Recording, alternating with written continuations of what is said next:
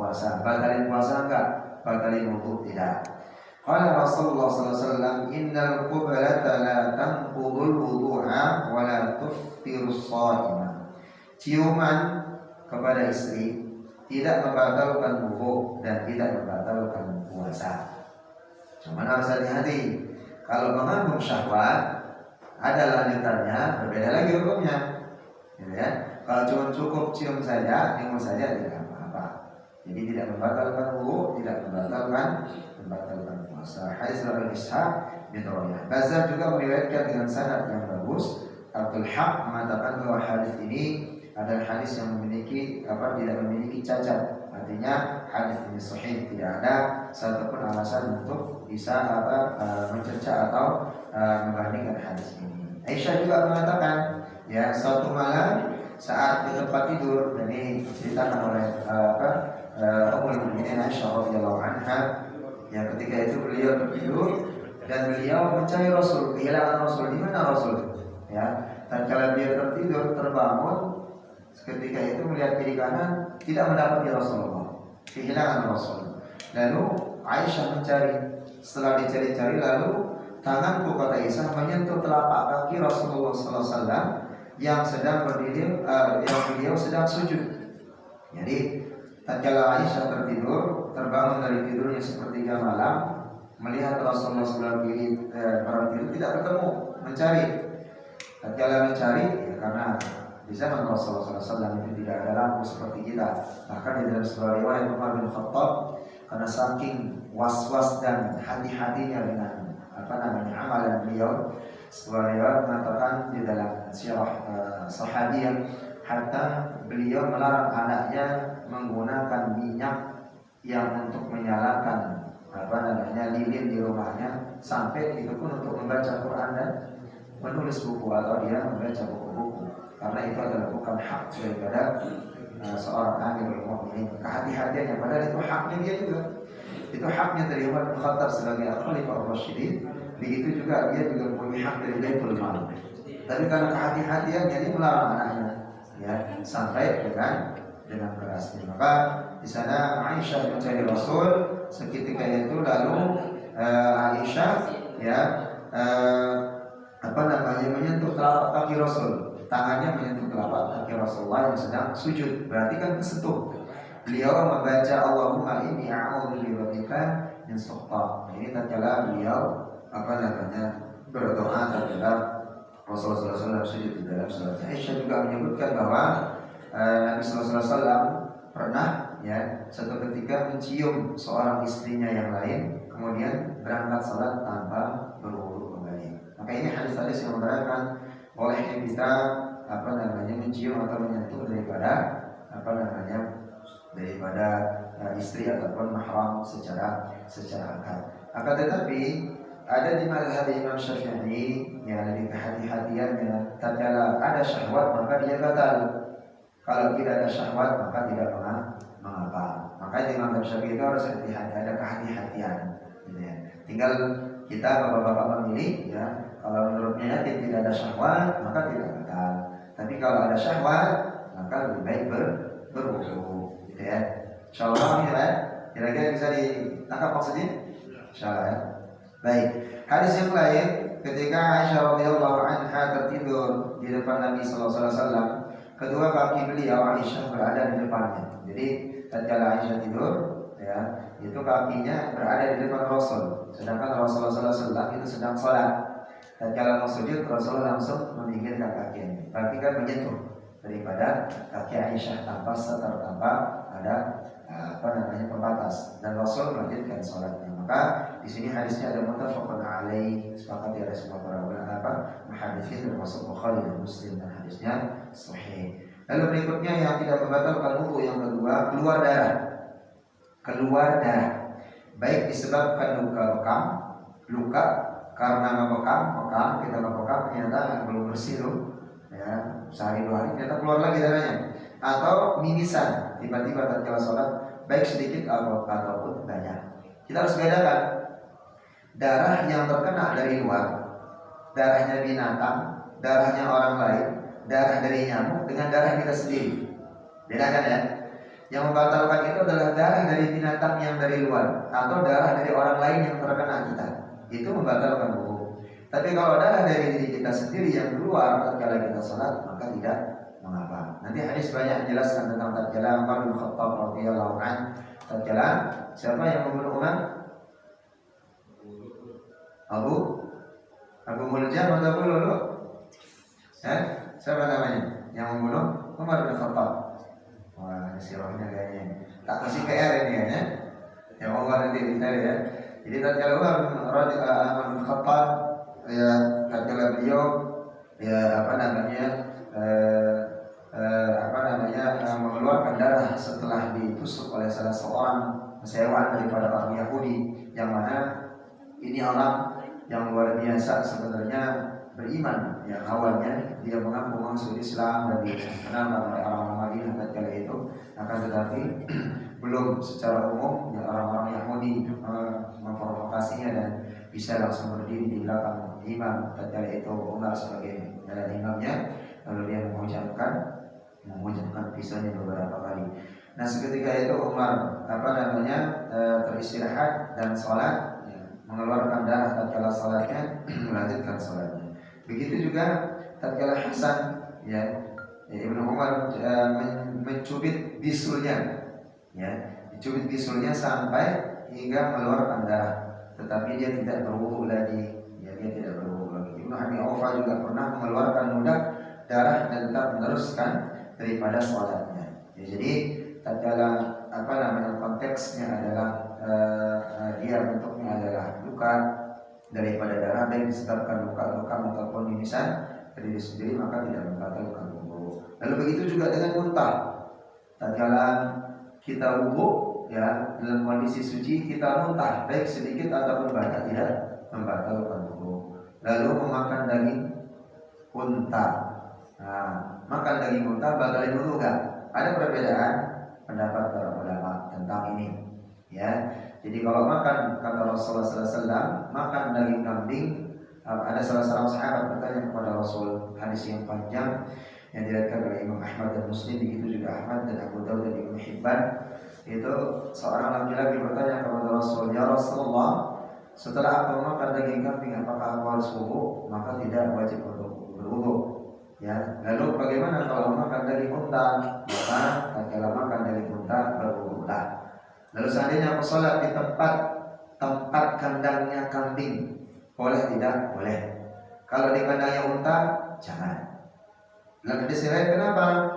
Ternyata Rasulullah mengatakan kalau di kandang unta itu baik, di kandang kambing sholat itu baik, sedangkan di kandang kambing unta itu tempatnya syaitan. Gitu ya.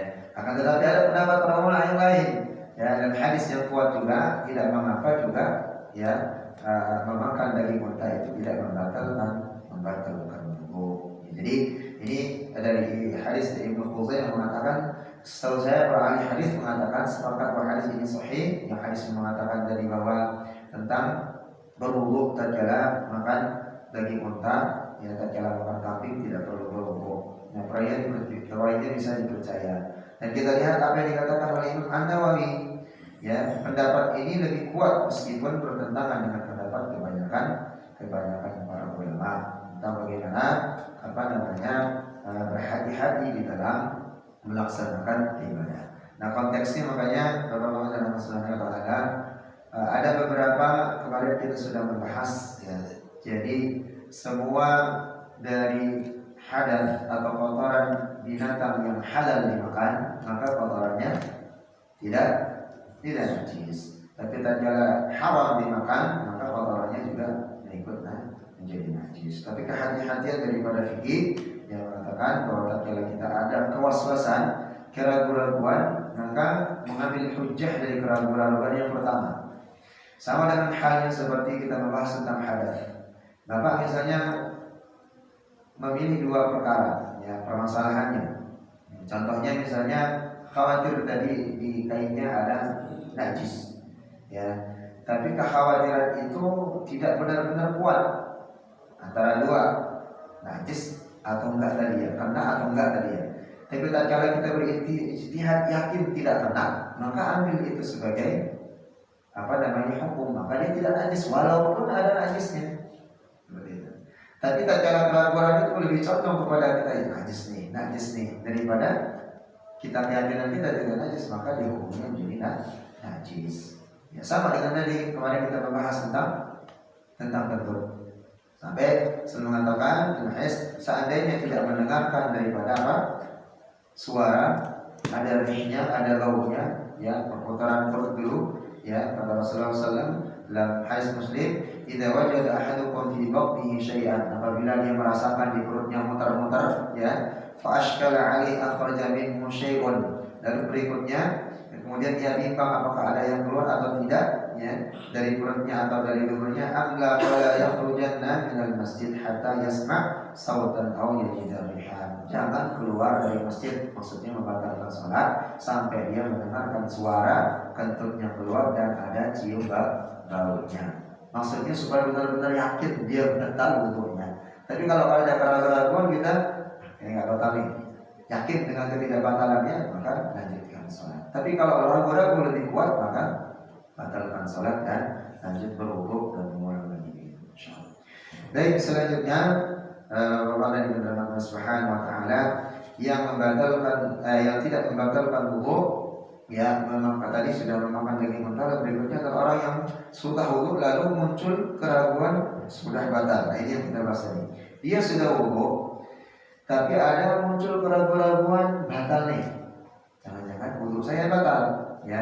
Keraguan seperti ini sama sekali tidak berpengaruh, ya, tidak berpengaruh, wudunya masih tetap sah, ya, belum batal baik keraguan ini hadir saat sedang salat maupun di luar salat sampai ia yakin betul telah berhadas. Maksudnya begini, jadi dia berwudu, ya, dia ada muncul keraguannya, jangan-jangan batal wudu saya apakah karena hadas menyentuh ini dan seterusnya, sampai dia salat itu belum batal wudunya. Sampai dia benar-benar yakin, seyakin-yakinnya wudunya batal disebabkan karena hadas yang dia keluarkan, atau mungkin dia ingat nyentuh misalnya janda di pinggir samping rumahnya, benar-benar disentuh tok gitu kan, terus dia tersalah-salah yakin batal, maka batal seluruhnya dan seluruhnya. Tapi tatkala dia tidak yakin, ya maka wudunya tidak batal. Nah, inilah pentingnya bahwa kita boleh kita mengambil ijtihad yang benar. Ijtihad itu sesuai dengan apa yang ada di dalam hukum, yang tentunya ini sama-sama ada kehati-hatian. Maka Rasul mengatakan di dalam hadis At-Tamim, la yansadifu hatta yasma'a sautan aw yajida rihan. Nah, ini tentang hadis tadi yang kita sudah bahas tentang kentut, ya. Janganlah meninggalkan salat sampai mendengar bunyi atau mencium bau daripada keluar apa yang dari dubur, sampai seperti itu. Jadi ada baunya, syaratnya ada suaranya, ada baunya, gitu ya. Abu Hurairah mengatakan, ya ini tadi sudah kita bahas hadisnya. Lalu berikutnya tertawa ketika sholat. Ada nggak orang yang tertawa ketika sholat? Ada, Pak. Senyum, ya. Apakah membatalkan sholat? Ya. Dia tertawa terbahak ketika sholat tidak membatalkan wudu, karena dalil yang menyebabkan bahwa tertawa terbahak membatalkan. Ini tertawa wudu, ya. Akan tetapi kalau dia tertawa saat sholat, batalkah sholatnya? Batal. Yang tidak batal itu wudunya. Ya, orang yang mau ketawanya gede-gede, mau terbahak-bahak, ya wudu tidak bermasalah. Tapi kalau sholat batal, ya. Jangankan tertawa. Di dalam mazhab Syafi'i, sholat itu mengeluarkan dua kata saja, huruf hijaiyah, kum, yang mempunyai makna. Kum itu artinya berdiri, maka sholat batal. Ya. Atau mengatakan misalnya say, sesuatu, say itu artinya sesuatu, maka dia maknanya ada yang punya makna sholatnya batal. Apalagi dia tersenyum, tertawa tanpa sebab, gitu ya. Sampai pun dibahas tentang perdehem sampai 3 kali. Tidak ada uzur, ya, dia untuk perdehem atau dia perdehem itu tidak ada uzur artinya menyebabkan dia perdehem atau sengaja perdehem begitu, ya, maka sholatnya juga batal. Ya. Jadi hati-hati kalau kita melakukan sholat, kalau memang tidak ada yang benar-benar perlu, yang menyebabkan secara syarat kita melakukannya, baik itu gerakan dan seterusnya, bisa juga membatalkan sholat. Sama dengan tatkala kiblat Allahu Akbar. Tatkala sudah berpaling posisi daripada badan ini tengah kanan, maka salat batal. Ya, jadi badan. Tapi tatkala kepala berdiri saja tidak. Tapi kalau sudah ikut dengan badan kepala, maka dia batal. Ya, itu perbedaannya. Maka jemaah Allah Subhanahu Wa Taala tentang detailnya wudhu, sholat dan seterusnya memang harus benar-benar kita menyaksikan. Makanya ini bab wudhu ini cukup panjang, mungkin berseri. Mudah-mudahan kita bisa diberikan kesabaran karena titik tolaknya sholat disah atau sholat kita diterima ya awalnya dari wudhu. Ya, kemarin kita sudah mangkat dari awalnya wudhu, bagaimana istighfar awalnya, dari sebelum kita berwudhu sudah mulai beristighfar minta ampun kepada Allah, bukan hanya tatkala membasuh muka itu berdoa dan menyerahkan diri kepada Allah. Baru tata cara berwudhu bagaimana, yang batalkan wudhu seperti apa, lalu berikutnya salah sahnya wudhu apa, yang wajib mana, yang sunnah mana, lanjut kepada yang membatalkan, dan sekarang kita kepada bab yang tidak membatalkan wudhu. Lalu berikutnya ya, yang tidak membatalkan wudhu adalah tatkala memandikan jenazah.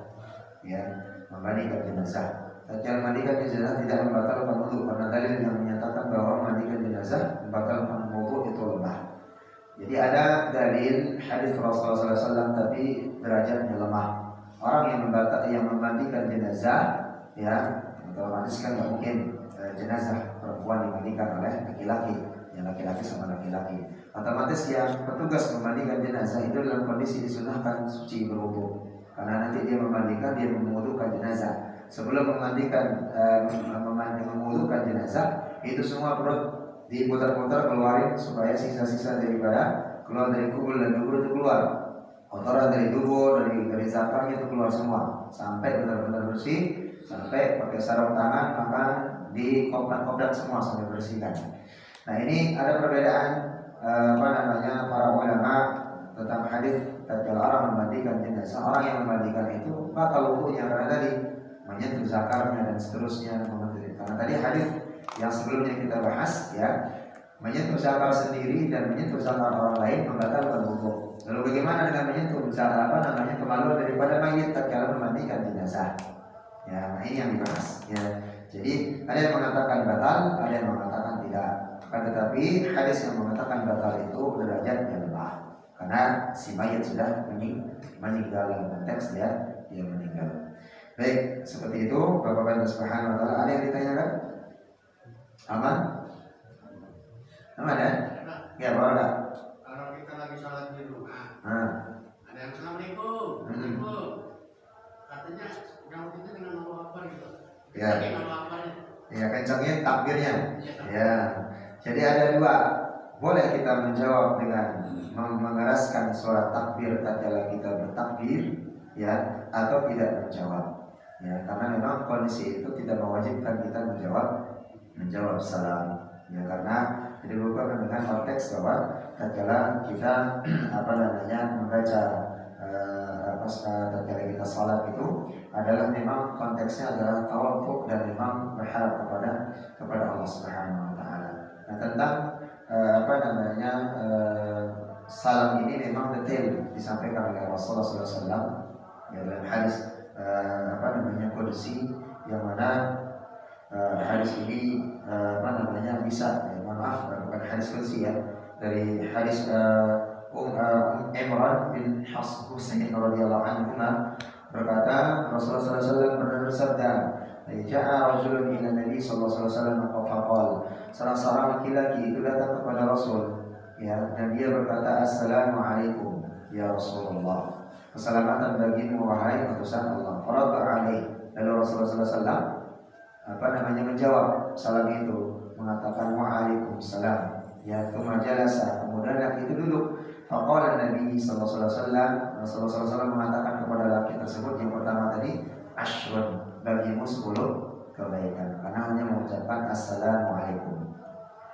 Ya, lalu berikutnya tsumma ja'a rajulun akhar, kemudian datang laki-laki yang kedua. Faqala, dia mengatakan kepada Rasul, "Assalamualaikum warahmatullahi." Ditambahkan warahmatullah. Pertama assalamualaikum saja laki-laki pertama, yang kedua mengatakan salam kepada assalamualaikum warahmatullah, ditambah warahmatullah. Lalu Rasulullah SAW menjawab waalaikumsalam warahmatullah. Ya, lalu dia duduk laki-laki itu. Lalu Rasulullah mengatakan, "Ishrun, bagimu 20 kebaikan pahala." Lalu datang lagi laki-laki yang ketiga. Kemaja akhar, seorang laki-laki yang ketiga mengatakan, "Assalamualaikum warahmatullahi wabarakatuh." Lengkap. Assalamualaikum warahmatullahi wabarakatuh. Kemudian Rasulullah SAW menjawab, "Waalaikumsalam warahmatullahi wabarakatuh." Thumma jalasa, lalu dia duduk. Lalu Rasulullah mengatakan, "Thalathun, bagimu 30 kebaikan." Cuma mengucapkan salam saja. Jadi luar biasa, 10, 20, 30. Tinggal milih saja mau berapa ganjaran tatkala salam. Dan setiap makanya bertemu adatnya, saya pernah menyampaikan, orang yang berada di kendaraan sepeda motor mobil itu lebih mempunyai kewajiban aini hukumnya mengucapkan salam terhadap saudaranya yang sedang duduk atau sedang kongko-kongko atau sedang berjalan, karena kewajiban yang lebih dahulu mengucapkan salam yang menggunakan kendaraan, itu adatnya ya, sehingga disambut oleh saudaranya mengucapkan salam. Maka ini jemaah adalah subhanallah adab yang diajarkan di dalam Islam. Maka tentunya dalam konteks ini Allah Subhanahu wa taala menginginkan kita sebetulnya taqarrub, mendekatkan diri dengan benar-benar, dan tentunya setiap pendekatan kita itu akan dibalas dengan pendekatan yang luar biasa di sisi Allah. Sebagaimana dalam hadis qudsi mengatakan, ya Rasulullah SAW bersabda, yaqulullah taala, qudsi itu sebenarnya hadis yang tidak tercantum di dalam Al-Quran. Dia firman Allah disampaikan kepada Rasulullah SAW, akan tetapi tidak termaktub di dalam Al-Quran. Apa kata Allah Subhanahu wa taala? "Ana inda dhanni 'abdi bi." Sesungguhnya aku sesuai dengan prasangka hambaku. Tatkala hambaku berprasangka buruk kepadaku, maka aku juga buruk berprasangka kepada mereka. Tatkala dia baik berprasangka kepadaku tentang ujian yang diberikan dan seterusnya, maka ini ujian dari Allah, tawakal kepada Allah.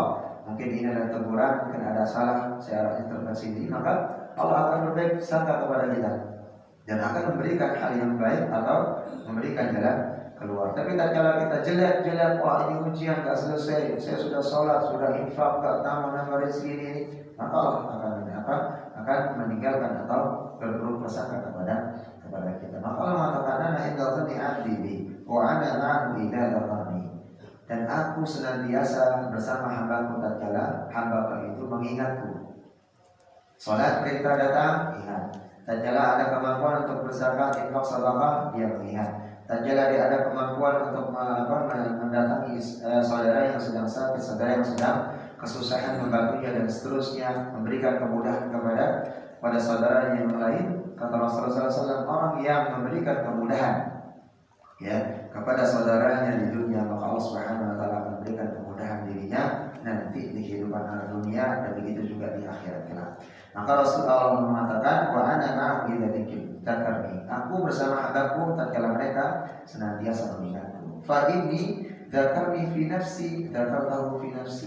Tatkala dia hambaku itu mengingat aku ya di dalam dirinya sendiri, maka aku juga akan mengkhususkan mengingat dia di dalam diriku, kepada Allah Subhanahu wa taala. Ya. Lalu berikutnya Allah mengatakan, "Wa in dzakarni fi mala'i dzakartuhu fi mala'i khairin minhum. Wa in taqarrabi ila bishibrin taqarrabu ilaihi dar'an." Tatkala hambaku itu mendekat kepadaku dengan satu jengkal, maka aku akan mendekat dengannya atau mendekati dia dengan satu langkah. Wa in taqarrabu ilayya dar'an, tatkala dia mendekatiku melangkah jauh ya dengan satu langkah, taqarrabu ilaihi ba'an, maka aku akan mendekatinya dengan langkah-langkah yang lebih jauh lagi ya. Wa anna atani yamshi, tatkala hambaku mendatangiku dengan jalan, maka kata Allah, ataitahu rawih, maka aku akan mendatangi dengan berlari. Maka ini adalah hal yang luar biasa ya, bahwa Allah Subhanahu wa taala menginginkan kita itu senantiasa untuk bisa taqarrub ya, mendekatkan diri, dan tentunya pendekatan itu dalam rangka beribadah kepada Allah Subhanahu wa taala. Maka ada sebuah hadis yang ingin saya sampaikan, dan ini hadis yang luar biasa, mungkin bisa kita amalkan di dalam keseharian kita. Kata Rasulullah SAW, "Hurimatun nar."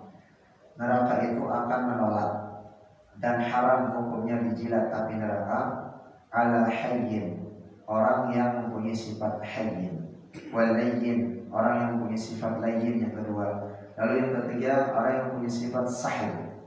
Lalu yang keempat orang yang punya sifat qarib. Ya, apa maknanya hayyin? Hayyin itu orang yang mempunyai sifat yang humble. Tatkala berhubungan dengan tetangga, jamaah mushola masjid, orang nyaman, enggak orang takut, senyum ramah dan seterusnya. Jadi bukan hanya dia sekedar baru datang saja udah begini, ya. Jadi orang yang humble tatkala berhubungan dengan masyarakat, berhubungan dengan sesama jamaah, dengan RT, RW dan seterusnya, orang nyaman berada di. Tatkala dia mau mengatakan pendapat, walaupun debat di satu forum, keluar dari forum, kalau forum mesti selesai dari forum itu selesai, tidak ada masalah sama sekali. Humble, enak, pembawaannya enak, orang nyaman dan seterusnya. Itu haram neraka akan menjilat badannya nanti. Lalu layyin itu artinya adalah orang yang lembut, prasangkanya, akhlaknya baik, murah senyum, senantiasa duluan menyapa, orang yang sakit duluan dia yang ini dan seterusnya, tidak pernah berkeluh kesah, senantiasa mendahulukan diri tatkala dia ada orang yang tersusah dan seterusnya. Bahkan dia sendiri susah tapi masih bisa untuk menghibur orang lain. Ya, lembut perangainya, orang yang humble, bisa bergaul dan seterusnya, termasuk orang yang tidak pernah mendahulukan nafsunya, marah-marah walaupun dia mungkin dizalim dan seterusnya, tapi tetap bersabar kepada Allah Subhanahu wa taala. Maka orang ini termasuk nanti haram hukumnya api neraka akannya. Lalu sahal, ma huwa sahal? Dalam hadis Rasul sampaikan tadi, orang yang memberikan kemudahan kepada saudaranya dalam urusan apapun. Makanya ini kelebihan seorang RT, RW ataupun DKM masjid. Tatkala ada kemudahan untuk tanda tangan, tidak perlu untuk disusah-susahkan, tidak perlu ada syarat bla bla bla bla kalau memang tidak sampai melanggar hukum dan seterusnya. Begitu juga dengan hal-hal yang gampang. Ya, ada saudara kita, tetangga kita, tatkala dia membutuhkan sesuatu, ya yang mana secara hukum tidak ada masalah dan seterusnya, memudahkan dalam kehidupan urusan dunianya, maka Allah Subhanahu wa taala memudahkan kita. Sahal orang ya, gampang. Gak ada ngejelimet, gak ribet, ya. Ngejelimet ribet, ya apalagi mohon maaf, ya sudah merasa kaya, ya pinjamin uang, lihat saudaranya di samping kiri kanannya melarat, makannya susah dan seterusnya, pelit medit, ya susah lagi, minta solusi gak bisa dan seterusnya, nyusahin lagi. Memang di sana ada saluran yang bisa harusnya tembus ke sana, sengaja ditutup, dikasih macam-macam lah, nyusahin tetangga dan seterusnya. Maka ini orang yang memang tatkala dia nyusahin tetangga, itulah kebalikannya, nanti akan gampang dijilat tapi neraka. Tapi tatkala dia memudahkan orang lain urusannya, maka dia akan haram hukumnya untuk dijilat. Lalu qarib, ma huwa qarib? Qarib itu artinya adalah orang yang dekat. Dekat kepada siapa? Hadis qudsi tadi, senantiasa mendekatkan diri kepada Allah Subhanahu wa taala. Tatkala akan berbuat maksiat, dosa, ingat kepada Allah, tak jadi. Tatkala dia akan melakukan sesuatu kesalahan untuk mendurhakai anak istrinya, dia ingat kepada Allah, takarrub kepada Allah, beristighfar. Maka dia termasuk orang yang qarib, orang yang senantiasa mendekatkan diri kepada Allah, hina tatkala dia akan bermaksiat ataupun tatkala dia tidak bermaksiat kepada Allah, senantiasa mengingat Allah, berzikir kepada Allah. Tatkala sudah ada perintah, maka dia segera melaksanakan perintah. Maka ini orang-orang yang tentunya spesial di sisi Allah Subhanahu wa taala. Sebagaimana kemarin kita sudah menyebutkan, orang termasuk di dalam wudu ini, orang yang spesial adalah orang yang isbagul wudu, ya, yang mana kemarin kita sudah menyampaikan hadis, ya, yang mana Rasulullah SAW, ya Bilal, madza amilta? Wahai Bilal, apa yang kamu kerjakan? Amalan apa yang kamu kerjakan? Kok aku melihat, ya, di dalam konteksnya Rasulullah SAW menyampaikan, sandalmu saja itu sudah masuk atau berada di dalam surga. Ya, sedangkan jasadnya Bilal masih bersama Rasul. Apabila aku tidak melakukan amal sesuatu yang spesial Rasulullah, akan tetapi satu amalan yang pernah aku tidak tinggalkan, pagi, siang, malam, petang, walaupun bagaimanapun kondisinya, selesai wudu aku sholat 2 rakaat sholat sunnah wudu. Itu yang menyebabkan sandalnya Bilal duluan sudah menantinya di surga. Begitu juga dengan orang yang kemarin hadis yang kita sampaikan, yang sudah berapa kali saya sampaikan, salah satu ciri umat Rasulullah SAW yang nanti diberikan telaga al-haud, yang dikenali oleh Rasulullah SAW, cahaya mukanya luar biasa di antara umat yang lain yang hitam, yang tidak bercahaya. tapi umat Nabi Muhammad SAW itu bercahaya luar biasa, bahkan diibaratkan oleh Rasulullah SAW seperti kuda yang putih berada di kuda yang hitam. Seperti itu perbedaannya, yaitu orang-orang yang isbagul wudu, orang yang menyempurnakan wudu, dan itu orang-orang yang spesialkan nanti di telaga Uhud untuk bisa merebut ya bagaimana panasnya mahsyar. Akan tapi ada telaga yang dikhususkan oleh Rasulullah SAW dan hanya diberikan kepada Rasulullah SAW untuk umatnya yang menjaga wudunya, menyempurnakan wudunya. Allah besar, karena Allah Subhanahu Wa Taala memberikan kita senantiasa menjadi umat yang taat kepada Rasulullah SAW dan mengharapkan syafaat dari baginda Rasulullah SAW, termasuk orang Islam wudu, menyempurnakan wudu dengan baik, dan Allah Subhanahu Wa Taala menerima dari setiap amalan ibadah kita. Amin ya rabbal alamin. Mungkin kita cukupkan, insyaallah nanti pada salat kita lanjutkan, tapi tidak terlalu panjang ya karena kemampuan suaranya takutnya nanti malah mudah-mudahan tidak keterusan minta doanya supaya tidak sampai bermasalah di kita, karena ini sudah 2 pekan lebih, khawatirnya nanti repot tidak bisa mengisi ke tempat yang lain. Oleh misalnya kita tutup dengan sama-sama mengucapkan alhamdulillah dan kafatul majlis. Subhanallah wa bihamdihi, asyhadu an la ilaha illa anta, astaghfiruka wa atubu ilaik. Assalamualaikum warahmatullahi wabarakatuh.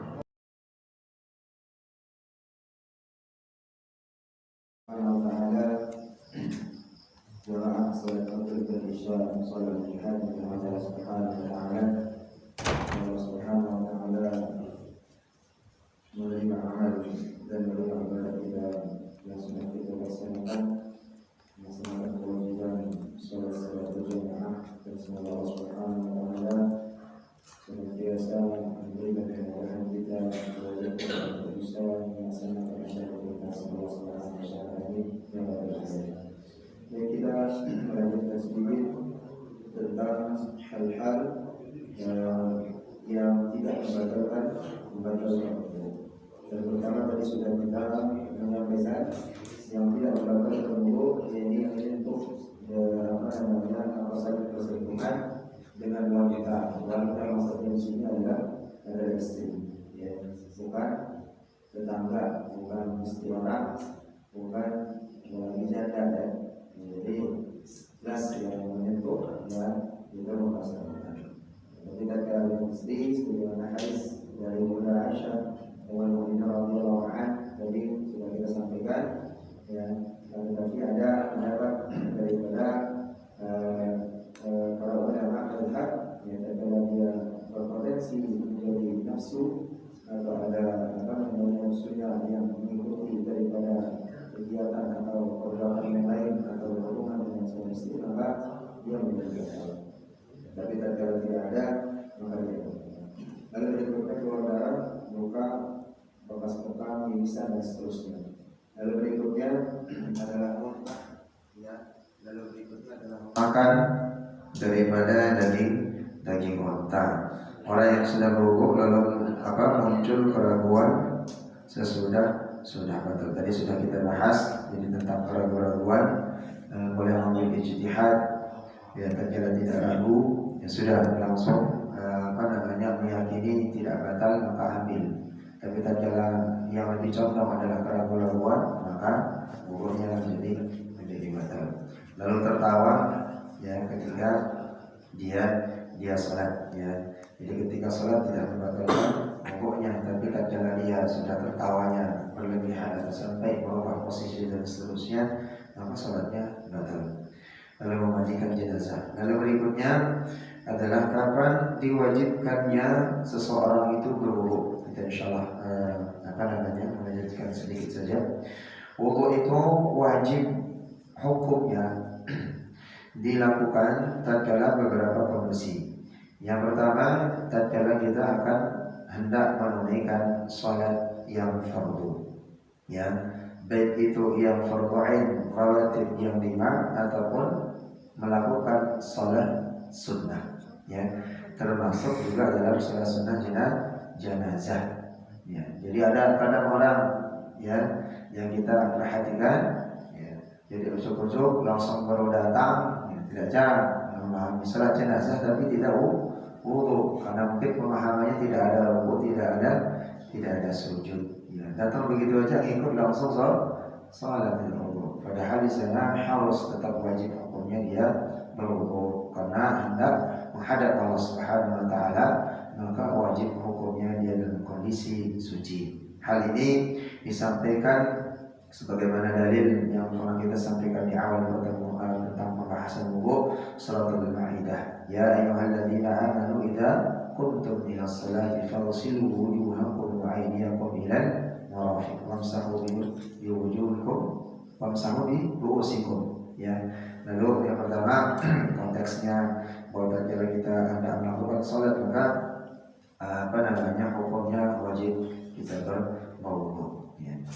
Maka Allah Subhanahu wa taala mengatakan orang-orang beriman yang jika kalian hendak melakukan salat faghsilu wujuhakum wa aydiyakum ilal marafiq wamsahu bi ru'usikum wa arjulakum ilal ka'bayn. Lalu Rasulullah mengatakan la taqbalu salata bi ghairi tuhur. Allah menolak tidak sah salat seseorang atau tidak menerima Allah Subhanahu wa taala salat seseorang bi ghairi tuhur, kecuali dalam kondisi bersuci. Wala sadaqatan min bulul, dan begitu juga dan tidak menerima zakat harta hasil bulul, curian. Jadi kalau harta dari hasil curian itu tidak diterima ya zakatnya oleh Allah Subhanahu wa taala. Lalu berikutnya wajib ya hukumnya seseorang itu berwudu tatkala hendak tawaf di Baitullah. Tawaf, melakukan tawaf itu dalam kondisi harus suci, dalam kondisi berwudu. Berdasarkan dari hadis Ibnu Abbas radhiyallahu anhu, qala Rasulullah sallallahu alaihi wasallam at-tawaf as-salatu illa anna Allah ta'ala ahallu fihi. Tawaf itu adalah sama halnya dengan salat kata Rasul. Ya, hanya saja Allah membolehkan berbicara ketika tawaf. Ya, jadi tawaf itu boleh berbicara, kita berdoa dan seterusnya, mengucapkan tahallul dan seterusnya. Itu yang membedakan dia dengan salat kata Rasul. At-tawaf as-salatu, tawaf itu sama halnya dengan salat illa anna Allah ta'ala ahallu fi. Ya, hanya Allah membolehkan berbicara ketika kita tawaf. Al-kalam faman takallama fala yatakallam illa bi khair. Akan tetapi berbicara pun di tawaf itu ya, bicara hendaknya tidak berbicara kecuali bicara pembicaraan yang baik.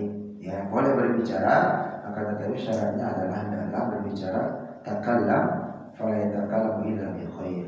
Berbicara pembicaraan yang baik. Lalu tawaf yang kedua. Lalu ketiga, menyentuh mushaf. Tatkala menyentuh bedakan menyentuh mushaf dengan menyentuh Al-Quran. Bisa bedakan Pak? Contohnya ini Al-Quran. Jadi Quran satu bundel. Ini Quran. Yang tidak dibolehkan itu apa? Menyentuh masahif, lembaran. Mushaf itu hanya lembaran. Ya. Jadi tidak boleh menyentuh Al-Quran kecuali orang-orang yang suci. La yamassul Quran illa tahir.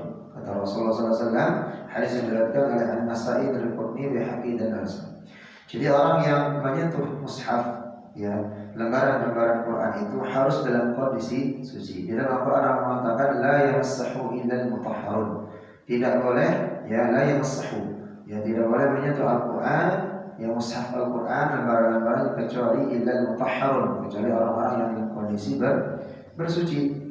Ya, Ibnu Abdul Bar mengomentari hadis ini hampir sama dengan hadis yang mutawatir. Yang mutawatir langsung bersambung kepada Rasul. Banyak orang yang mengetahui Abdullah bin Umar, ya, maka Rasulullah SAW bersabda, Rasul mengatakan la yamassul Quran illa mutahharun.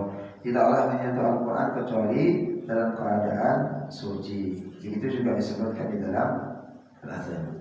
Jadi Allah Subhanahu wa taala dalam kita konteks ya membaca Quran dan menyentuhnya wajib hukumnya itu berwudu dalam kondisi suci. Berbeda halnya tatkala melihat Al-Quran berserakan. Ya, Al-Quran berserakan, kita dalam kondisi tidak suci, ya, daripada nanti dia keburu diinjak sama anak-anak, ya, keduluan misalnya kita mau ambil wudu dulu, ya, ternyata anak-anak ada duluan di sana main, maka hasannya itu bisa dirapikan dulu. Lalu bagaimana tatkala orang tidak bersuci?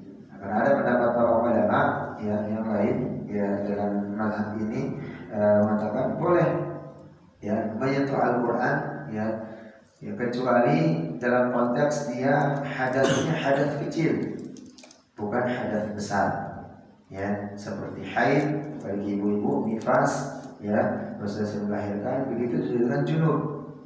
Ya, karena memang haram hukumnya tatkala kita junub beriktikaf, salat, membaca Quran dengan memegang. Ya, nah ini sering dipermasalahkan di ibu-ibu. Bagaimana dengan haid tatkala ngaji? Kan nggak boleh iktikaf, masuk ke masjid, nggak boleh ke musholla, nggak boleh mengaji dan seterusnya. Kalau dalam rangka dia belajar, maka ada ulama yang membolehkan atau meringankan. Ya, karena niatannya untuk belajar, bukan sengaja untuk membaca Al-Quran. Nah, seandainya ada rukhsah keringanan tatkala dia akan misalnya tidak sampai membaca Quran, misalnya seorang mahasiswi tidak membaca Quran atau tidak mengikuti ujian itu sedangkan dia sedang haid, padahal itu adalah ujian terakhir, kalau tidak ikut tidak akan lulus skripsinya, maka ada rukhsah keringanan di sana, boleh dia membaca Al-Quran itu, ya.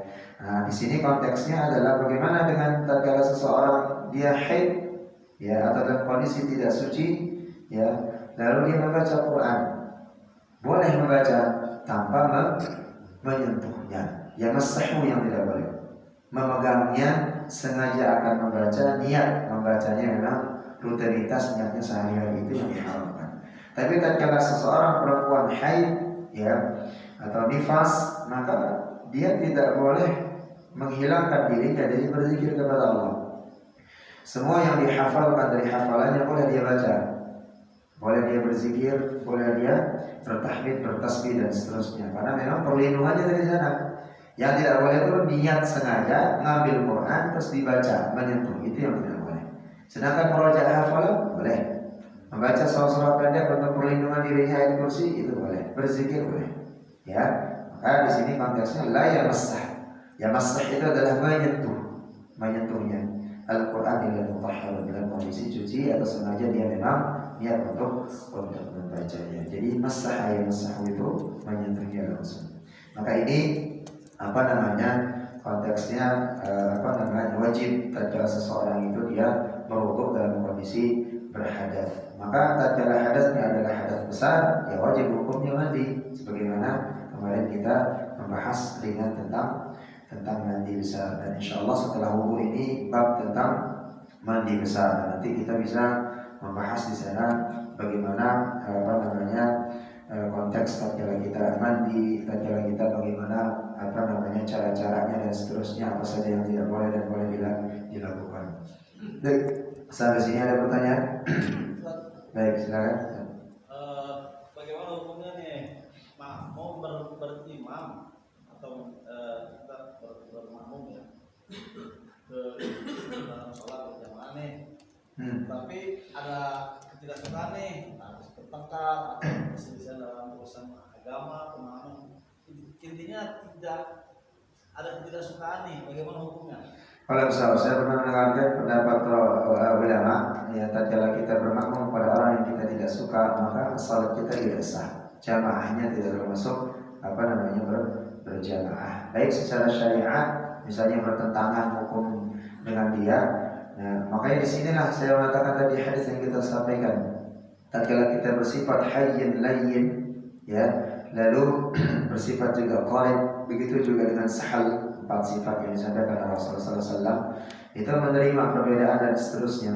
Ya, tatkala dia hukum, tatkala dia misalnya masalah dunia, tatkala dia masalah tentang hukum fikih dan seterusnya, ya kita kompromikan mana yang konteksnya. Tapi tatkala ada pendapat silang pendapat secara keduniaan, maka itu konteksnya hal yang lumrah bagaimana mencari solusi. Maka tatkala kita mempunyai sifat layyin, maka sebagaimanapun hantaman orang, ya kita tetap lembut, kita bisa memaafkan dan seterusnya. Apalagi konteksnya hal-hal yang sepele sampai bisa mengubah atau merusak pahala daripada jamaah salat kita, atau sampai membatalkan salat, gitu ya. Jadi bisa batal salat, bisa tidak terima, atau jamaahnya yang batal, dan begitu juga bisa juga salatnya yang batal. Tapi problemnya adalah jamaah, ya, pahala daripada berjamaahnya tidak sah. Ya, makanya konteksnya bahwa kita sebagai makmum harus memang lebih legowo. Begitu juga dengan, mohon maaf, tatkala kita menjadi imam, kita juga harus tahu takaran dan ukuran. Ya, jadi jangan, mohon maaf, konteksnya semata-mata misalnya karena yang didoakan atau bagaimana, atau lebih awal misalnya makmum karena sholat dan masjid terus lebih berhak dan seterusnya, ya kita lihat dulu hukum-hukum syar'i ya. Jadi konteksnya ada yang lebih memahami, terus hafalan Quran lebih banyak, bacaannya lebih bagus terutama dan seterusnya. Jadi sebenarnya yang pernah saya sampaikan, menjadi imam itu sebenarnya sulit, mengkondisikan hati, mengkondisikan diri, tawakal dan seterusnya. Lalu berikutnya memang harus bergaul, tatkala salah bacaan harus mau menerima dikoreksi bacaan. Nah, yang menjadi permasalahan sekarang yang mengoreksi yang di belakang ini yang banyak bermasalah. Bermasalahnya di mana? Yang berhak mengoreksi itu di belakang imam, pas yang di belakang imam, supaya tidak terjadi kerancuan. Ya, makanya yang menjadi di belakang imam diusahakan yang mumayyiz, yang sudah boleh menjadi imam, tidak boleh anak-anak yang belum akhil balik. Karena nanti tatkala imam itu batal, yang wajib otomatis maju ke depan itu adalah yang pas di belakang imam. Nah, kebanyakan kita masyarakat tatkala imam salah dan itu bacaan atau hafalan Quran yang umum dihafal secara umum, semua duluan negur. Imamnya bingung ikutin mana yang gitu ya. Jadi semua serentak gitu ya. Nah, terima apa ini? Padahal yang berhak menegur atau yang memperbaiki adalah di belakang imam. Kalau tidak ada surah yang di belakang imam, boleh yang di samping, di slide kedua dan seterusnya. Tapi jangan sampai berebut. Ya, kebanyakan begitu kan. Ya, jadi salah bacaan umum, yang bacaan misalnya surat An-Nas atau mungkin Al-Duha, ada yang kekeliruan karena merasa makmum hafal semua, ya duluan menegur. Hati-hati juga tatkala menegurnya itu misalnya karena merasa imamnya salah atau mungkin ada silang pendapat, tiba-tiba langsung dengan keras dia menegur, bisa juga membatalkan salatnya. Ya, karena memang syar'inya bukan dia yang punya kewajiban untuk menegur. Ya gitu. Jadi karena hukum syar'inya yang menegur ada yang berhak pas di belakang yang di belakang imam. Insyaallah seperti itu. Baik, yang lain.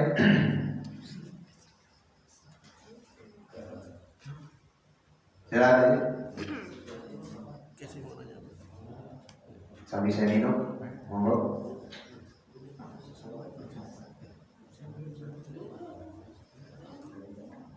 Gimana berarti? Apa pertanyaannya tadi? Oh, mau nanya. Oh bener. Monggo. Kami kasih yang mana? Saya nggak bisa bayar. Saya nggak bisa bayar. Saya sambil ngemil nih, biar santai ya. Sambil Pak. Monggo. Ya ada. Kalau orang yang lagi sholat ini, batal nggak sholatnya? Sebentar-sebentar masih pengen jenggot. Aduh. Ayo dong gitu. Ini Masa kelama ini. kalau kebetulan ini di sebelah saya kan, lagi berdiri gini terus kan kena juga sikunya ke saya ini. Maksudnya yang kita anak itu Nggak mau tahu. Nggak usah. Mengulang-ulang pengen jenggot itu gimana, Bos? Dari jangan jenggotnya bukan kumis sedikit nih. Mendingan bukan kumis itu. Baik, ini perkenaan tentang gerakan di dalam sholat. Iya. Di mazhab Syafi'i, kehati-hatian. Kembali karena kita di Indonesia kebanyakan kan di mazhab Syafi'i. Di mazhab Syafi'i itu sepakat lebih dari 3 kali maka gerakan itu akan batal sholatnya. Jadi maksudnya 3 kali. Ya. Nah kalau kita lihat di Saudi ngerapiin jumlahnya dan seterusnya. Di sana kan banyak madhabnya Imam Malik dengan Imam Ahmad bin Hanbal. Ya jadi kalau di mazhab Syafi'i ada kehati-hatian. Nah adapun kalau memang ya gerakan itu mempunyai tujuan, artinya yang menyebabkan dia udzur atau memang mengganggu dia, seandainya tidak diperbaiki akan mengganggu sholatnya, maka tidak mengapa. Tapi kalau dia sengaja, kalau tidak ada usul tadi kan ngerapiin, begini-gini, ya sengaja gitu, maka konteksnya kalau melihat dari kaul Syafi'i maka sholatnya batal. Ya, karena tidak ada unsur syar'i yang membolehkan dia untuk, kecuali mohon maaf ada nyamuk atau kita gatal sampai benar-benar gatal, kalau tidak dikorek itu bisa membuat kita dalam salat itu tidak khusyuk, maka itu boleh dilakukan. Jadi goreknya segini saja, terulang lagi 1 kali, itu 1 kali. Yang tidak boleh itu berturut-turut, itu 3 kali gerakan gitu. Tapi kalau begini sekali, makanya perhatikan kalau di Saudi, kalau yang dia berhati-hati kita perhatikan walaupun dia berapa kali, dia merupakan jubah sekali, ya, begini kan, dia berhenti lagi, baru begini lagi nanti, tidak ada yang temukan, nggak ada. Ya, jadi tetap konteksnya dia waktunya sekali, ya, baru nanti begini lagi, lalu begini, karena dia merapikan, tidak apa-apa. Tapi kalau sampai 3 kali berturut-turut, nah ini yang membatalkan. Nah apalagi, mohon maaf, dalam dia mohon maaf merapikan jenggotnya, terus di dalam hatinya adalah rapi, ganteng masa kali ini. Itu udah beda konteksnya dari itu. Tergantung dari mana nama lebih lihat, ya, tergantung daripada niatnya. Kasih ya. Kalau Pak Amir di samping kasih nggak punya jenggot, kayak dia sendiri punya jenggot gitu Pak. Saya bukan bilang jenggotnya Ustaz. Iya. Berulang-ulang ini. Ya, nah itu dia tatkala. Nah sampai misalnya mengganggu khusyuan sholat daripada saudaranya yang lain, itu berbeda lagi. Makanya juga tadi konteksnya sama. Tatkala mohon maaf yang bapak yang merokok, tapi selesai sholat kemarin kita sudah membahas siwak, sikat gigi, yang menyebabkan dia makruh dan bahkan mungkin bisa menjadi haramnya nanti. Tatkala kita sholat, bau mulut kita mengganggu khusyuan orang yang lain sholat. Makanya itu lawan kata Rasul, seandainya amar tamu pemerintah tidak memberatkan kepada umatku untuk bersiwak indah kulli salat, maka akan diwajibkan bersihin sikat gigi dulu supaya tidak mengganggu saudaranya yang bisa di samping. Jadi supaya benar-benar tidak mengganggu daripada kekhusyuan salat daripada salat. Oh lah besar. Silakan tadi.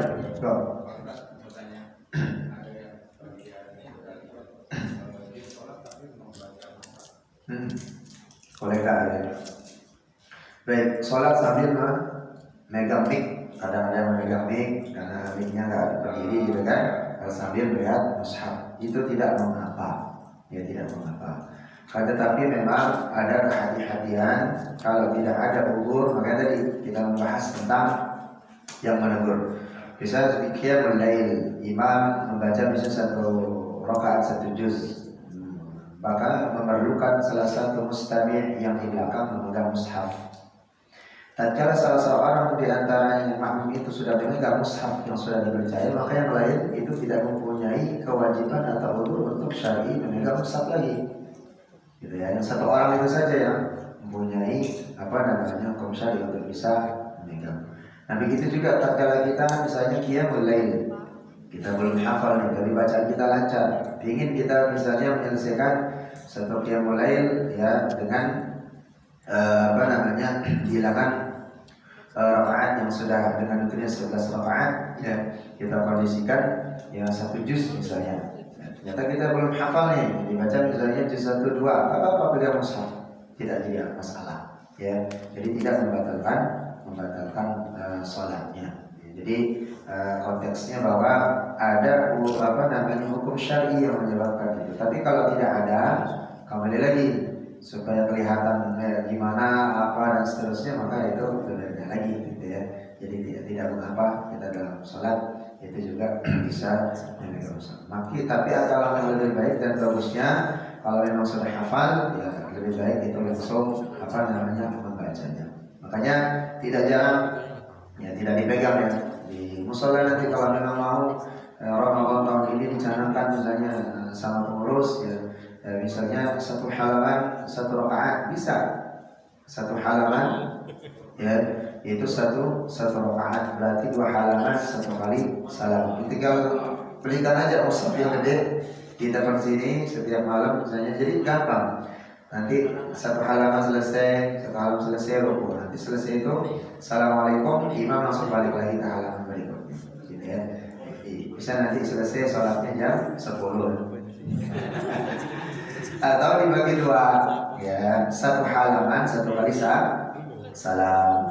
Jadi setengah halaman ya mushaf walaupun dengan membaca ya langsung 1 rakaat.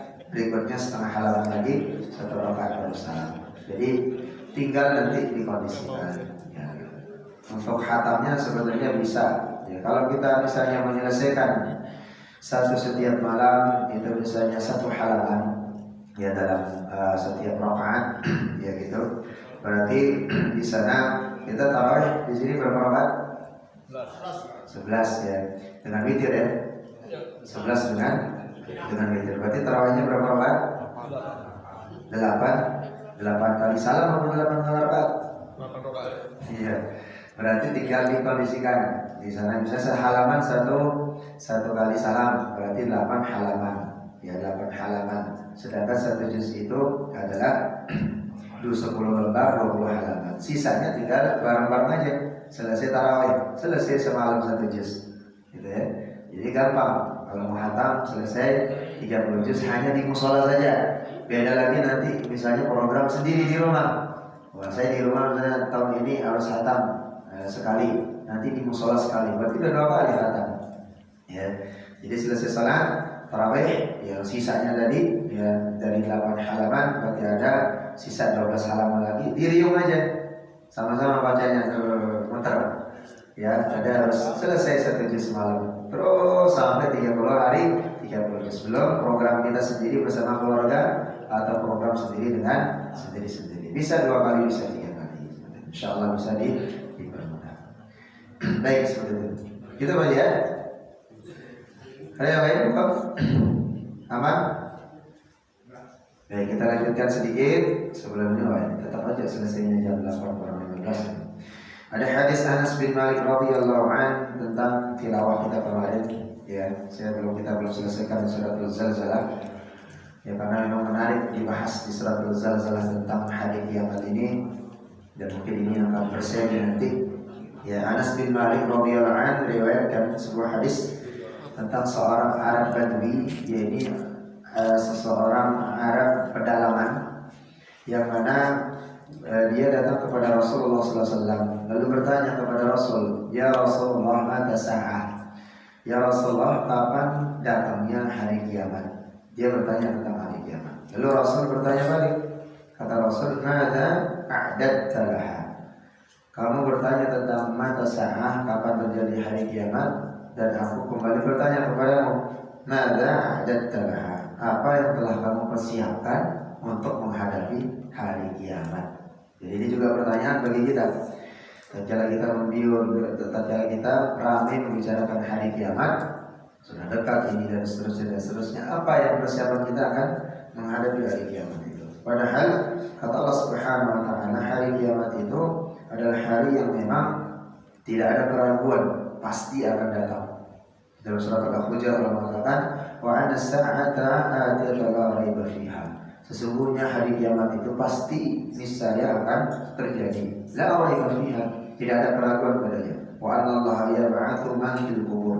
Dan pada hari itu Allah akan membangkitkan semua orang-orang yang sudah dikubur, yang berada di dalam kubur. Maka kemarin kita membaca idza zulzilatil ardu zilzalaha. 2 kalimat zilzal yang Allah ulang 2 kali, itu yang dimaknakan sebagai kehancuran. Zilzal itu pertama digoncangkan dahsyat sampai bangunan yang di atasnya ditenggelamkan. Zilzal yang kedua maknanya kata para ulama itu adalah semua isi perut bumi dimuntahkan dan diterbangkan oleh Allah.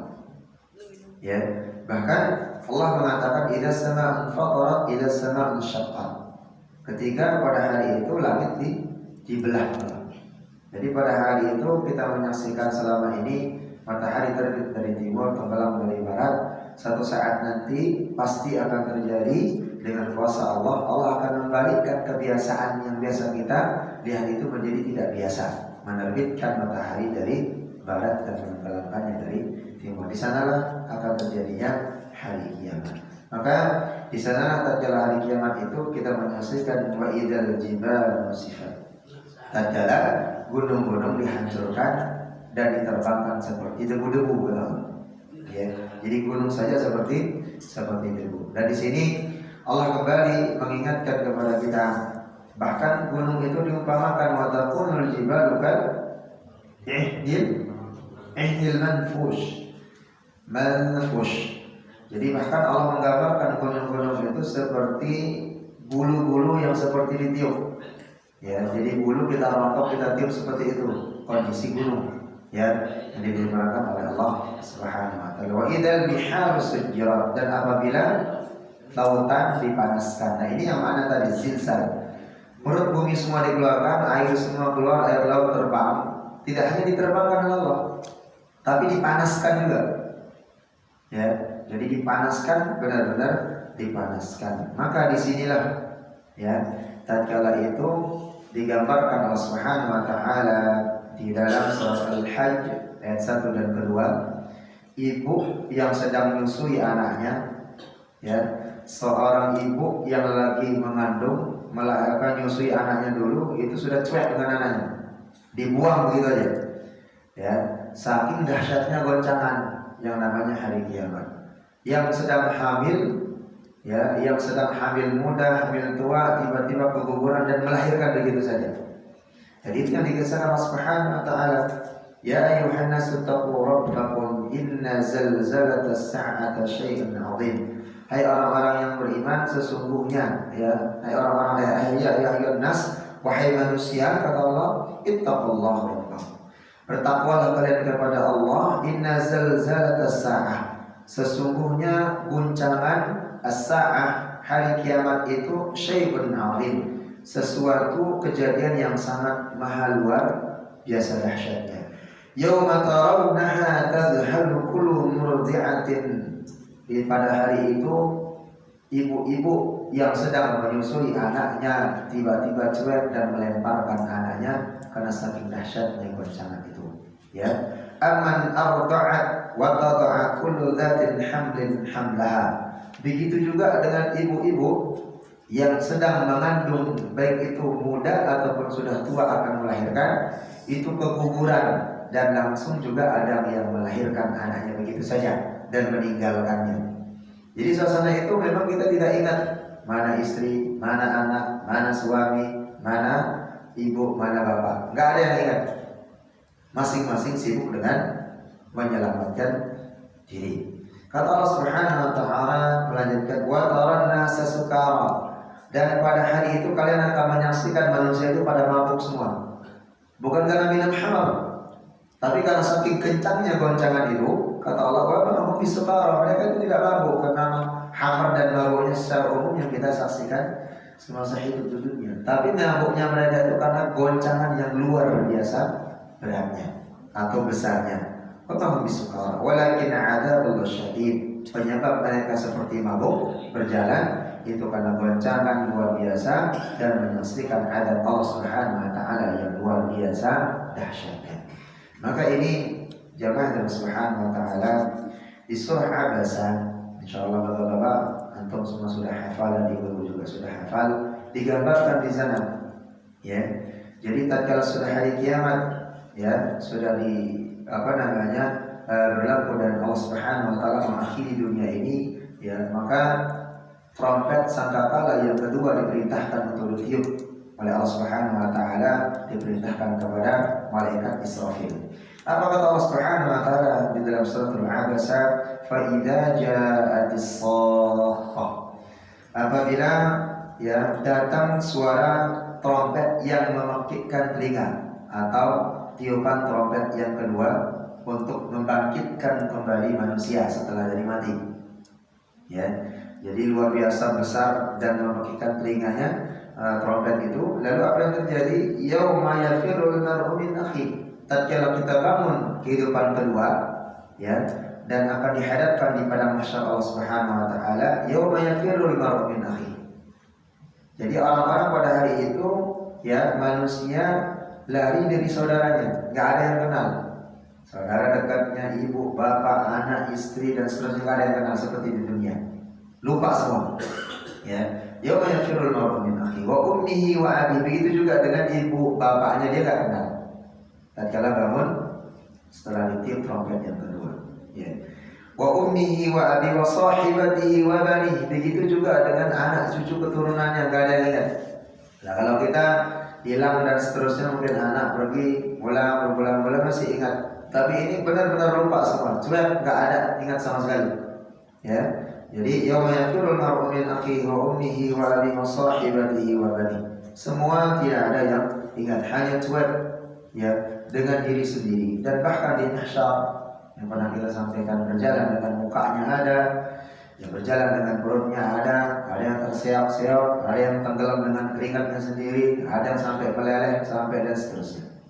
Sesuai dengan amalan yang dia lakukan semasa hidup di dunia. Akan tetapi ada satu kelompok, ada satu keluarga yang mana tatkala dibangkitkan Allah, dia ingat dengan keluarganya, istrinya, anaknya, suaminya, dan akan bergandengan dia akan masuk ke dalam surga Allah.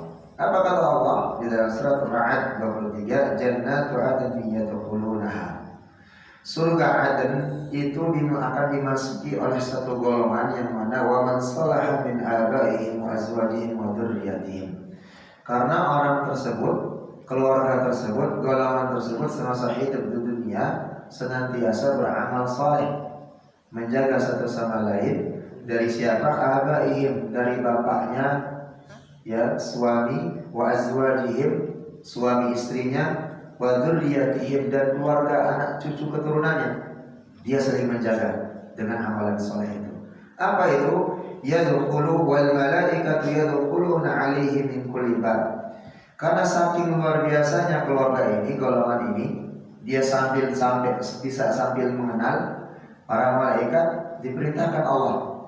Apa perintahnya? Yadkhuluna 'alaihi min kulli bab. Wahai para malaikat, ajak golongan ini untuk tamasya dulu.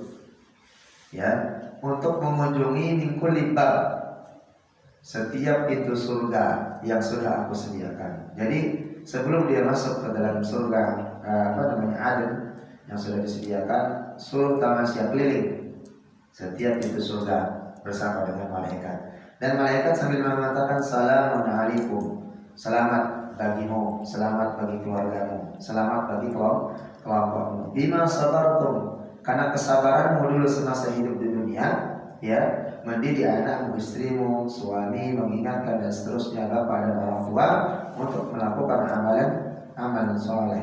Fa ni'ma uqbad dar, karena sesungguhnya alangkah baiknya tempat kembali saat sekarang ini. Apa amalan itu? Ternyata amalan itu adalah orang-orang yang bisa mendidik dengan baik anak-anaknya menjadi ahlul Quran.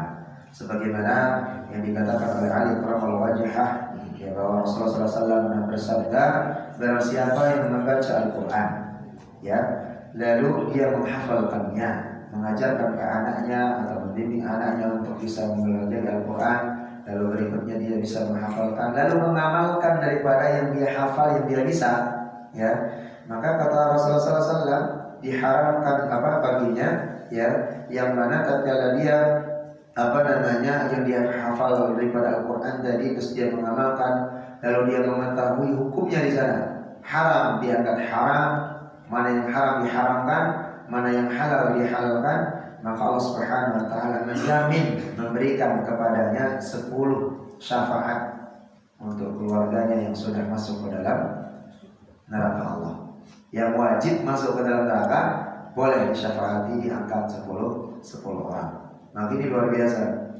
Lalu hadis Rasul mengatakan, man qara'al Qur'an wa 'amila bima fihi wal bisa walidahu, ya, kaja yaumil qiyamah. Orang yang, ya, siapa yang menghafal Quran wa 'amila bihi, lalu mengamalkannya dalam kehidupan sehari-hari, wal bisa, Allah akan memakaikan pakaian kehormatan walidahu, kedua orang tuanya nanti di pada mahsyar, pada hari pembalasan, yang mana dahu ahsan min da'isan, yang mana pakaian itu bercahaya luar biasa terangnya, ya, dan lebih indah daripada cahaya matahari, yang fi di dunia, yang menyinari dunia ini.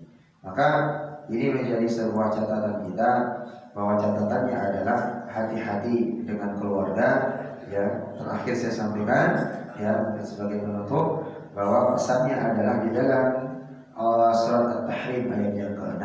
Allah mengatakan, a'udzubillahi minasyaitonir rajim, ya ayyuhalladzina amanu qu anfusakum wa ahlikum nara wa quduha an-nas wal hijarah 'alaiha malaikatun ghiladun shidadun la ya'sunallaha ma amarahum wa yaf'aluna ma yu'marun. Ya ayyuhalladzina amanu, ya orang beriman, qu anfusakum wa ahlikum nar. Jagalah keluarga kalian, diri kalian dan keluarga kalian, istri, anak, saudara dari api neraka. Wa quduhan nas, sesungguhnya neraka itu bahan bakarnya dari manusia, wal hijarah, dan bebatuan. Para ulama menafsirkan al-hijarah ini bebatuan yang sengaja dipanaskan, kalau nempel aja ke badan itu udah melebur saking panasnya. Kalau nggak percaya coba bapak bakar batu 1 jam pegang, maka melepuh itu. Beda pegangnya dengan bara api yang dari kayu yang mungkin masih aman, tapi kalau udah batu memerah dibakar, wah luar biasa sudah. Itu baru di dunia, dan di dalam yang lain panasnya bisa jutaan lipat kali daripada panasnya yang ada di dunia. Ya, waquduhan nas wal hijarah, bahan bakar api neraka itu dari manusia yang memang sengaja dimasukkan ke Allah Subhanahu wa taala. Begitu juga batu yang dipanaskan. Alaiha malaikatun, di dalamnya ada penjaga-penjaga malaikat gilaz yang syadis, enggak pernah senyum dan seterusnya. Syidadun, begitu juga bengis dia, la ya'sunallaha ma amara, tidak maksiat, tidak pernah mengingkari atas perintah Allah. Tatkala disuruh adab, ya adab. Tatkala disuruh muliti, ya muliti. Tatkala disuruh dia membelah atau memotong, ya memotong. Ma'amaru wa yaf'aluna ma yu'marun. Dan dia senantiasa melaksanakan apa yang diperintahkan Allah Subhanahu wa taala. Semoga Allah Subhanahu wa taala menjaga kita, keluarga kita dari api neraka, dan berharap menjadi salah satu keturunan kita. Mungkin anak kita mudah kelak ya, paling tidak nanti menantu atau cucu lah harapan bisa menjadi ahlul Quran, bisa memboyong kita memberikan syafaat. Nah kalau anak-anak sekarang mungkin udah besar-besar, udah telat nih kayaknya nggak bisa bosan, udah tawakal berdoa. Mudah-mudahan menantu dapat menantu hafizah atau menantu hafiz, atau cucu kita nanti jangan sampai mungkin seperti anak kita telat gitu. Mereka ada programnya cucunya menjadi hafiz atau hafizah. Bisa. Kalau memang dari pabrik sekarang tidak memungkinkan, ya buka pabrik baru, cari ustazah. Memang mau ustazahnya sama bapak, ya bu ya, nggak mungkin. Nah, ustazah yang baru misalnya umur 30 tahun, hafizah. Ya, pertanyaannya kalau mau sama bapak, gitu. Dia nanya dulu bapak hafalannya berapa, gitu. Sudah hafal alfiyah belum, gitu. Hafal syair matan jumhuriyah belum, gitu. Ya, atau minimal terpatul hafal lah, gitu. Kita tajwid, gitu kan. Kalau mau melamar saya, gitu kan. Gitu. Jadi tinggal ini. Ya, berat kita tawarkan. Walau bisa, ya insyaallah. Mudah-mudahan Allah Subhanahu wa taala memberikan taufik dan hidayah, kesehatan. Dan sama-sama berdoa dan minta doa kepada Bapak dan Ibu, semoga saya diberikan kesehatan, begitu juga dengan jamaah yang kondisinya sakit sekarang. Semoga Allah Subhanahu wa taala memberikan kesehatan. A'udzubillahi minasyaitonir rajim. Bismillahirrahmanirrahim. Allahumma shalli ala Muhammad wa ala ali Muhammad kama shallaita ala Ibrahim wa ala ali Ibrahim fil alamin innaka Hamidum Majid. Allahumma ighfir lana dhunubana, Allahumma ighfir lana dhunubana, Allahumma ighfir lana dhunubana wa dhunuba walidina wa dhunuba walidina warhamhum kama rabbawna shighara warhamhum kama rabbawna shighara. Allahumma ighfir lil muslimina wal muslimat wal mu'minina wal mu'minat al ahya'i minhum wal amwat wa ya qadiyal hajat. Allahumma taqabbal du'ana, Allahumma taqabbal kulli hajatana wa a'malana ya arhamar rahimin. Allahumma taqabbal salatana wa siyamana wa qiyamana wa ruku'ana wa sujudana ya dzal jalali wal ikram. Allahumma ya arhamar rahimin irhamna ya arhamar rahimin. Allahumma rabban nas adhibil ba'ishfina wa anta shafi la shifaa illa shifaa'u shifaa'an la yughadiru saqama. فإذا مرضنا فهو يشفي فإذا مرضنا فهو يشفي يا أرحم الراحمين. اللهم اجعل لنا وأهلنا من أهل القرآن. اللهم اجعل لنا وأهلنا من أهل القرآن. اللهم نور قلوبنا بالقرآن يا ذا الجلال والإكرام. ربنا ظلمنا أنفسنا وإن لم تغفر لنا وترحمنا لنكونن من الخاسرين. ربنا آتنا في الدنيا حسنة وفي الآخرة حسنة